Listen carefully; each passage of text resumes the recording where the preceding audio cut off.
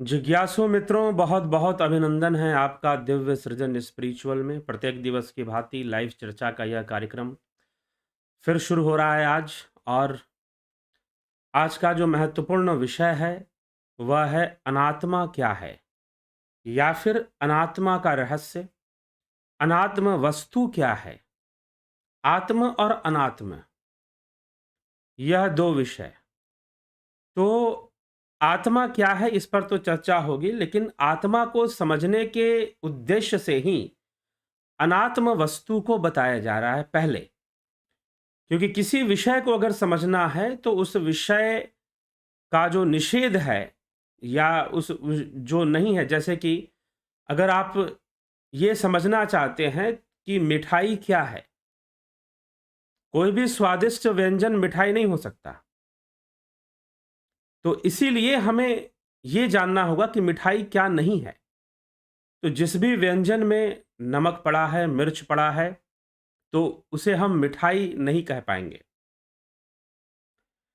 तो मीठा जिसमें पड़ा है, चीनी गुड़ जिसमें पड़ा है, जो मीठा है स्वाद में, हम उसी को मिठाई कह देंगे। किसी भी वस्तु के स्वादिष्ट होने मात्र से वह मिठाई नहीं हो जाएगा। ठीक है? तो इसी प्रकार से आत्मा क्या है, और आत्मा तो अव्यक्त विषय है यह। तो कैसे उसे जाना जाए जो हमारे इंद्रियों से जानने में संभव नहीं है, उसके विषय में वैचारिक रूप से, तर्क रूप से क्या समझा जाए, कैसे समझा जाए। तो उसी के हेतु आत्मा क्या है, इस बात को ना ध्यान देकर आप इस बात को पहले समझ लीजिए कि आत्मा क्या नहीं है। तो जो आत्मा नहीं है वही अनात्मा है। जो आत्मा नहीं है वही तो अनात्मा है। तो अनात्मा को पहले जान लीजिए। अगर अनात्मा को जान लेंगे तो कम से कम आत्मा के विषय में आपको इतना जरूर पता चल जाएगा कि यह सब विषय आत्मा नहीं है। तो आत्मा निश्चय ही इन सब विषयों से परे है, इन सब विषयों से परे है। तो इसीलिए आदि गुरु शंकराचार्य यह भी कहते हैं कि ब्रह्म क्या है, पहले ये जानो कि ब्रह्म क्या नहीं है। तो अगर वो जान जाओगे तो ब्रह्म सही दिशा में, ब्रह्म की ओर आगे बढ़ पाओगे। नहीं तो ब्रह्म के नाम पर कुछ और ही दिशा पकड़ लोगे। और बहुत सारे लोग यही होता है, कुछ और ही दिशा पकड़ लेते हैं, ब्रह्म के नाम पर कोई दूसरी बात समझ लेते हैं, लेकिन ब्रह्म उनको समझ में नहीं आता।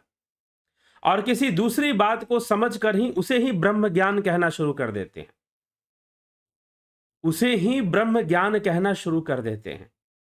तो इसलिए आत्मा और अनात्मा वस्तु की चर्चा यहां पर की जा रही है। तो अभी हम आज की चर्चा में विशेष रूप से इसी बात पर हम ध्यान देंगे कि अनात्मा क्या है, क्योंकि अनात्मा समझ लेने से यह स्पष्ट हो जाएगा कि इन सबसे परे आत्मा है। और इसी उद्देश्य से अनात्मा को यहां समझाया जा रहा है। तो चलिए, आदि गुरु शंकराचार्य विवेक चूड़ामणि के अंतर्गत अनात्म निरूपण करते हैं। तो वह क्या कहते हैं अनात्मा के विषय में, आइए उसको देखते हैं। कहते हैं, देह इंद्रिय प्राण मनो अहमादय सर्वे विकारा विषया सुखादय व्योमादि भूतान्यखिलम च विश्व मव्यक्त पर्यंतमिदम ह्यनात्मा। देह, इंद्रिय, प्राण, मन और अहंकार आदि सारे विकार। कौन कौन सी? देह इंद्रिय प्राण मनो अहम आदय सर्वे विकारा विषया सुखादय।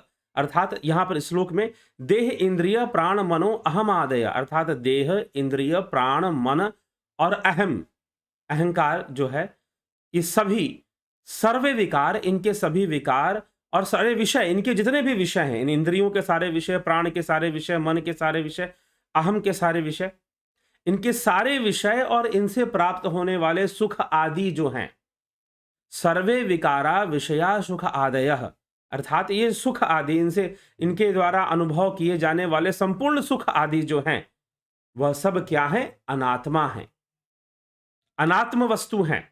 यह देह इंद्रियां प्राण मन अहम सारे विकार विषय और सुख आदि अहंकार जितने भी हैं, वह सब अनात्म विषय हैं। फिर आगे कहते हैं, व्योम आदि भूतानि खिलम च विश्व में व्यक्त विश्वम अव्यक्त पर्यंतमिदम ह्यनमात्मा। अर्थात कि आकाश, व्योम मतलब आकाश आदि जो पंचभूत हैं, आकाश, पृथ्वी, जल, अग्नि, वायु, जो पंचभूत हैं, यह भी अनात्म विषय हैं, अनात्म वस्तु हैं, आत्मा नहीं है ये। तो आकाश आदि पंचभूत और संपूर्ण विश्व और अव्यक्त व्योम आदि भूतानिखिलम च विश्वम अव्यक्त पर्यंतमिदम ह्यनात्मा, अर्थात कि विश्व, संपूर्ण विश्व भी और जो अव्यक्त है, जो विश्व के लिए अव्यक्त भूत आदि जो हैं, भूत आदि और अव्यक्त पर्यंत निखिल विश्व। अव्यक्त पर्यंत मतलब यहां पर अव्यक्त पर्यंत निखिल विश्व का मतलब क्या है? अव्यक्त जो सूक्ष्म लोक है, जो ब्रह्मा का लोक कहा गया, उसे हिरण्यगर्भ लोक भी कहा गया, जो सूक्ष्म लोक है, जहां पर सूक्ष्म जगत है, तेजस लोक है, जो हिरण्यगर्भ, उसे अव्यक्त कहा भगवान श्री कृष्ण ने कि एक अव्यक्त ब्रह्मा का अव्यक्त है, उस अव्यक्त के परे भी परम अव्यक्त जो कि परम धाम है। श्रीमद् भगवद गीता में श्री कृष्ण ऐसे चर्चा करते हैं। तो यह जो अव्यक्त है, जो माया का अव्यक्त है, जो जीव जगत का अव्यक्त है, एक तो स्थूल से हम व्यक्त मान रहे हैं, इंद्रिय गम्य जो संसार है उसे हम व्यक्त मान रहे हैं यहां पर। तो इसके परे जो सूक्ष्म लोक है, स्वप्न आदि जो लोक जहां पर होते हैं, जो सूक्ष्म लोक है, जो सूक्ष्म शरीरों का लोक है, सूक्ष्म जीवों का, सूक्ष्म शरीरधारी जीवों का जो लोक है, उन सब के लिए यहां पर अव्यक्त, क्योंकि वह इंद्रिय गम्य नहीं है, वह इंद्रियों से अनुभव नहीं किया जाता, इंद्रियों से नहीं देखा जाता, इसलिए उनको भी अव्यक्त कहा गया है। श्री कृष्ण भगवान ने भी श्रीमद् भगवद गीता में उसे अव्यक्त कहा है। तो आकाश, भूत आदि और समस्त अव्यक्त पर्यंत जो निखिल विश्व है, यह सभी अनात्मा है, यह सभी अनात्मा है। तो यह संसार, यह जागृत अवस्था वाला संसार और अव्यक्त अवस्था अर्थात सूक्ष्म अवस्था वाला स्वप्न लोक, तेजस लोक वाला जो संसार है, वह भी माया ही है। वहां पर भी माया का प्रसार है, वहां पर भी काल और माया का अस्तित्व बना हुआ है। तो वह सब के सब अनात्म विषय हैं, अनात्मा हैं। ठीक है, आगे कहते हैं, माया माया कार्यम सर्वम महदादि देह पर्यंतम असद्दिद मनात्मकम त्वम विधि मरु मरीचिका कल्पम। माया और महत तत्व से लेकर देह पर्यंत माया के संपूर्ण कार्यों को तू मरु मरीचिका के समान असत और अनात्मक ही जान। ठीक है, माया और महत तत्व से लेकर, अर्थात माया, ये माया का समझ लीजिए, प्रकृति की ही बात की जा रही है जब माया कहा जा रहा है। तो संपूर्ण प्रकृति और माया का जो प्रसार है, महत तत्व से लेकर, यहां पर लिखा जा रहा है महत तत्व से लेकर माया माया कार्यम सर्वदम महद आदि देह पर्यंतम, महद से लेकर देह पर्यंत तक। अब यहां पर सांख्य की जो विकासवाद का जो श्रृंखला है उसको यहां जोड़ा गया है। माया माया कार्यम सर्वम महद आदि देह पर्यंतम, ठीक ना, देह पर्यंत मतलब महत तत्व से लेकर देह तक। महत तत्व से देह तक की कितनी श्रृंखला है? महत तत्व है, महत के बाद आहत तत्व है अर्थात अहंकार तत्व बनता है, फिर चित्त बनता है, मन बनता है, महत बुद्धि तत्व है, बुद्धि, अहंकार, चित्त और मन, और फिर पंचभूत बनते हैं, पंच ज्ञान इंद्रियां, पंच कर्म इंद्रियां और पंच तन्मात्राएं बनती हैं। तो यह 20 हो गए, पंच तन्मात्राएं, पंचभूत 10 हो गए, पंच ज्ञान इंद्रियां, पंच कर्म इंद्रियां 20 हो गए, 10 10 20 हो गए, और 4 24। और इन्हीं सब से स्थूल शरीर, इन्हीं सबके विकास के क्रम में पहले सूक्ष्म शरीर बनता है अपंचीकृत होकर, वेदांत के अनुसार अपंचीकृत होकर पहले सूक्ष्म शरीर बनता है और फिर पंचीकृत होकर स्थूल शरीर बनता है, स्थूल देह बनता है।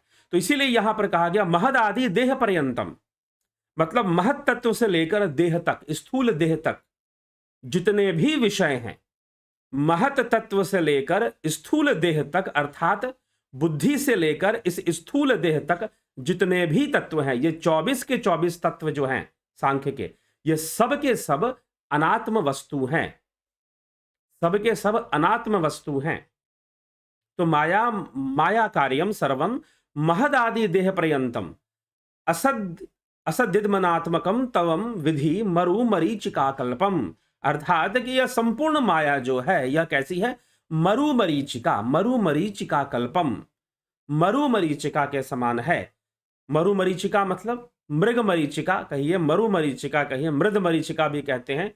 तो संपूर्ण कार्यों को तू, माया का जो संपूर्ण प्रसार है, संपूर्ण कार्य है, इंद्रियों का जहां तक भी प्रसार है, ज्ञानेंद्रियों से जो कुछ भी देखते हो, जो कुछ भी अनुभव करते हो, या बुद्धि का प्रसार या चित्त मन का प्रसार, जो कुछ भी यह सब विषय है, महत से लेकर इस देह तक, महत से लेकर इस देह तक जितने भी विषय हैं, चाहे वो सूक्ष्म लोक के हों, चाहे वो अव्यक्त लोक को सूक्ष्म लोक यहां कहा जा रहा है, तो सूक्ष्म अव्यक्त लोक के हों, चाहे यह व्यक्त जागृत अवस्था के हों, वो संपूर्ण विषय अनात्मा ही है, क्योंकि इनसे आत्मा का अनुभव नहीं हो पा रहा है, इनसे आत्मा तक पहुंचना संभव भी नहीं हो पा रहा, और ये आत्म विषय भी नहीं। हाँ, ये अलग बात है, जब हम आत्मा की सर्वव्यापकता को जान लेते हैं, जब हम ब्रह्म की सर्वव्यापकता को जान लेते हैं, तो हमें ब्रह्म सर्वव्यापी ही नजर आता है, चारों तरफ ही नजर आता है, तो सब कुछ उसी से बना हुआ दिखाई देता है। वह ज्ञान की अवस्था है, फिर वह ज्ञान की अवस्था है।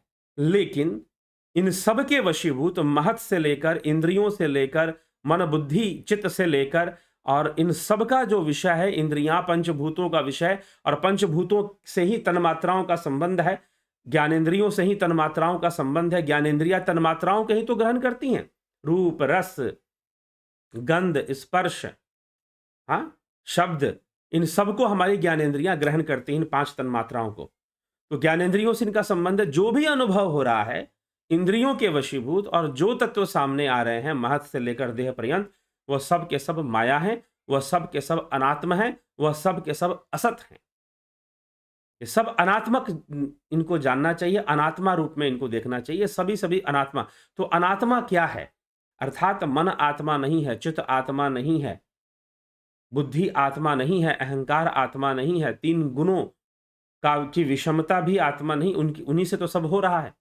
तो महत से लेकर देह पर्यंत पंचभूत भी आत्मा नहीं है, पंच तन्मात्राएं भी आत्मा नहीं है, पंच ज्ञानेंद्रियां भी आत्मा नहीं है, पंच कर्मेंद्रियां भी आत्मा नहीं है, ठीक है। और आकाश आदि भूत जितने भी हैं वो सब के सब, और अव्यक्त जगत जो सूक्ष्म जगत है, सूक्ष्म जगत है, जहां पर सूक्ष्म रूप में जीव प्रेत योनि, अथवा कई योनियों में और भी कई योनियों का नाम आता है, यक्ष गंधर्व यक्षिणी और देव योनि, देवता भी ऐसी योनियों में सूक्ष्म रूप में वास करते हैं। तो उन सभी सूक्ष्म अव्यक्त लोक वाले भी अनात्म वस्तु हैं, वो भी आत्मा नहीं, क्योंकि वहां भी माया का प्रसार है, वहां भी कर्म है, कर्म है, वहां संस्कार भी है वहां पर, ठीक। और इनसे परे जो सुषुप्ति अवस्था है, क्या वो आत्मा की अवस्था है? जी नहीं, वह भी आत्मा की अवस्था नहीं है, क्योंकि वहां संस्कार बने हुए हैं, कर्म बीज रूप में बने हुए हैं, तो वह भी अनात्मा ही है, वह भी आत्मा नहीं है, ठीक है। तो यह हमें सोचना चाहिए था, सोचना है, समझना है। तो अनात्मा क्या है, इस विषय को पहले स्पष्ट किया जा रहा है, ताकि अब जब आप ये समझ गए हैं कि आत्मा देह नहीं है, इंद्रिय नहीं है, प्राण नहीं है, मन नहीं है, पंचभूत नहीं है, पंच तन्मात्रा नहीं है, ना ज्ञानेंद्रिय है, ना कर्म है, यह सब आत्मा नहीं है, प्राण भी आत्मा नहीं है। तो जब यह सब विषय आत्मा नहीं, आकाश आदि पंचभूत भी आत्मा नहीं है, तो यह सब विषय आत्मा नहीं है, तो आत्मा निश्चित ही इन सबों से परे है, आत्मा निश्चित ही फिर इन सबों से परे है, यह जानना चाहिए, और यह इस विषय को समझना चाहिए। तो सूक्ष्म लोक, स्थूल लोक अनात्म वस्तु है, अनात्मा है, चाहे सुषुप्ति अवस्था भी अनात्मा है, जिसे कारण शरीर कहते हैं। सूक्ष्म शरीर, कारण शरीर और स्थूल शरीर अनात्मा विषय ही है, ठीक। अब आत्मा क्या है, अब इसकी चर्चा होगी, तो इसके लिए कल हम, आज की चर्चा आप जरूर पूरा सुन लीजिए। कल हम अब इसी का आधार लेकर, अनात्म वस्तु का आधार लेकर ही आत्मा पर चर्चा करेंगे कि आत्मा क्या होती है, ठीक है जिज्ञासुओं। तो यह आप समझिए, इस विषय को समझकर आप निश्चय ही आगे बढ़े, और कल आत्मा निरूपण, आत्म निरूपण पर चर्चा होगी। तो अभी तो अनात्मा विषय को हमने समझने का प्रयास किया, कल आत्मा विषय को हम समझेंगे, ठीक है। तो जिज्ञासुओं, इसी के साथ आज की जो यह वीडियो है, आज की जो यह सभा है, यह समझ लीजिए कि यह अपलोडेड प्रीमियर वीडियो आप देख रहे हैं। तो चर्चा, आपके कमेंट नहीं पढ़ पाएंगे आज, क्योंकि ये अपलोडेड वीडियो है, लेकिन कल जरूर फिर से लाइव चर्चा होगी, तो उसमें आपके विचारों पर भी चर्चा जरूर जुड़ जाती है, तो वो भी हो ही जाएगी। परंतु आज ये सब कुछ व्यस्तता आ गई, जिसके कारण से पूर्व निर्धारित व्यस्तता थी, इसीलिए वीडियो को पहले ही अपलोड कर आपको इस विषय पर चर्चा की गई है।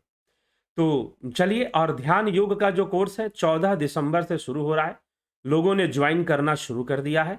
आप ज्वाइन करना चाहते हैं, अपने कदम आगे बढ़ाइए, संपर्क कीजिए, हमारे नंबर पर, जो कि आपको नंबर दिया हुआ है, चैनल के कवर पेज पे भी दिया हुआ है, डिस्क्रिप्शन में भी दिया हुआ है, नहीं तो मैं आपको बता रहा हूँ, व्हाट्सअप करेंगे आप 9661802459, इस नंबर पर आप व्हाट्सअप मैसेज करेंगे और या फिर टेलीग्राम मैसेज भी कर सकते हैं। तो मैसेज करके आप जो है डिटेल्स ले लेंगे कि भाई हाँ, हमें कैसे ज्वाइन करना है, किस प्रकार से ध्यान योग का कोर्स ज्वाइन करना है। ज़रूर ज्वाइन कीजिए और उसका पूरा लाभ उठाइए। ध्यान योग का कोर्स करने से यह विषय जो अनात्मा और आत्मा का विषय है, यह हमें प्रैक्टिकल रूप में समझ में आता है। प्रत्यक्ष रूप में हमें समझ में आना शुरू हो जाता है कि अनात्मा और आत्मा विषय क्या है? क्या अनात्म वस्तु है और क्या आत्म वस्तु है? तो इसका निरूपण बहुत अच्छे से ध्यान योग करते समय प्रैक्टिकल ही हो जाता है।